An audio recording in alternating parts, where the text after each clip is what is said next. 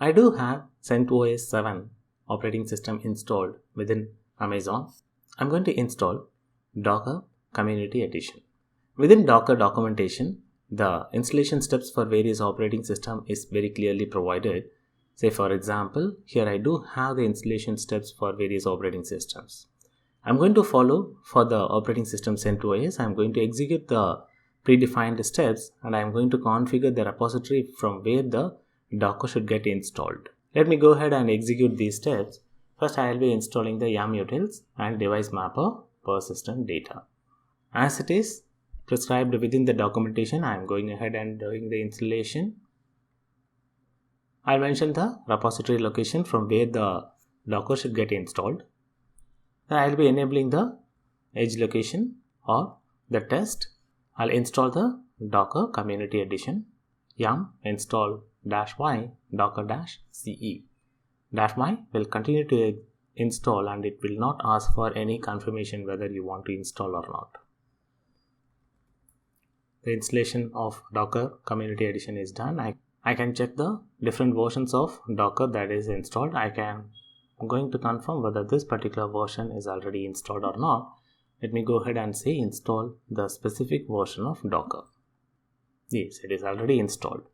So this makes sure the installation steps for Docker is done. I'm going to start the Docker daemon services.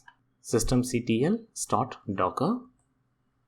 That should start the Docker services. Just to make sure whether the Docker service is running or not, I can run a small test command hello world of Docker. So it's not finding the image. So what it did, it automatically downloaded from the repository and it provided the message hello from Docker. That means the installation is good and it is able to communicate to the repository to download the images. I can consider this mission is good enough to do the installations of the Docker. Let me continue with the installation for the Docker Compose as well. For Docker Compose, I need to install the pip. For pip, I need the EPL release of CentOS. Let me go ahead and do the installation. Let me install the Python pip. Yum install -y python pip. Pip is a package installer. Now with pip, I can install Docker Compose. Yes, the installation of Docker Compose is done. And I need to make sure any of the package of Python that is available within the system should be upgraded to the latest version.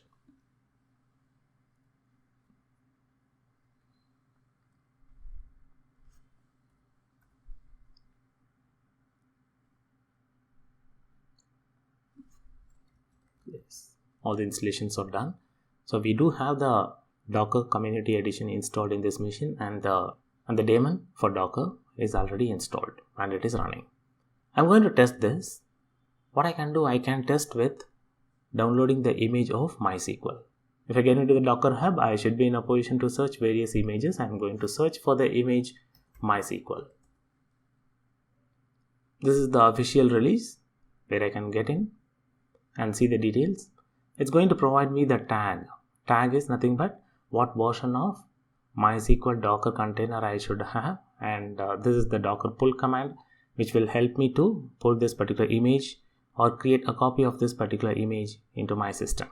And while executing, how to start? I'll be running this container by using the command what should be the name of this particular service and what should be the password, root password for that particular MySQL instance that got installed and what is the version that I wanted. It's as simple as that. So I need to do two steps. Step number 1, I need to pull the Docker image. Let me go ahead and pull it. Docker pull MySQL. This will check whether the image already available in this particular system. If it is not, it is going to download. So I do have the image available. I can check what are all the images available within this system. Sudo Docker images. So I do have the hello world, the one that we used to do the testing, and I do have the MySQL, the one that got downloaded now. Let me go ahead and run the Docker, sudo Docker run. Name of the MySQL, I'll give some name, demo-MySQL, and the property MySQL _root_password. So this is the property I am going to pass it to this particular container. When it is getting started, it should get started with this particular root password. And I need to pass the tag saying what should be the tag. That is the version that I wanted to run. I can put in MySQL : and then the tag. I can choose any of this particular version. Let me go ahead and install the version of 5.6.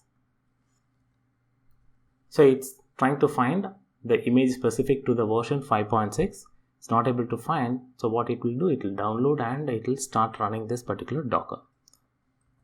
I can find what are all the container that is running within this specific machine with the command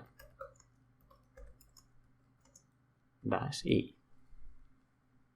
So I do have a container MySQL with the name, the one that I had mentioned, demo-mysql, that is running and it is up for 15 seconds. That means it is continuing to run, and that's going to run in the default port 3306.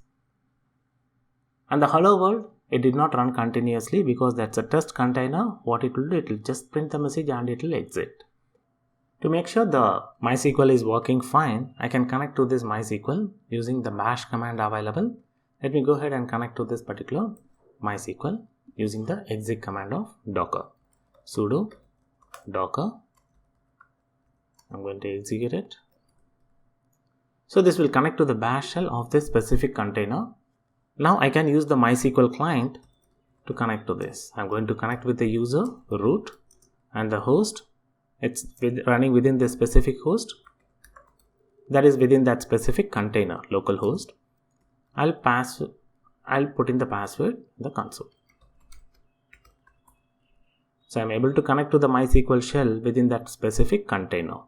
So this means I am into that specific container with this particular ID. This is the ID of the container. Now within the MySQL shell, I can see what are all the databases available. Any MySQL script I can execute within it. So that means MySQL is working and it is up and running. If I do the ps command of Docker, I should be in a position to see the ID of this particular MySQL container. In case if I want to stop this specific container, I can stop as well. This is sudo docker container stop and then the ID of the container.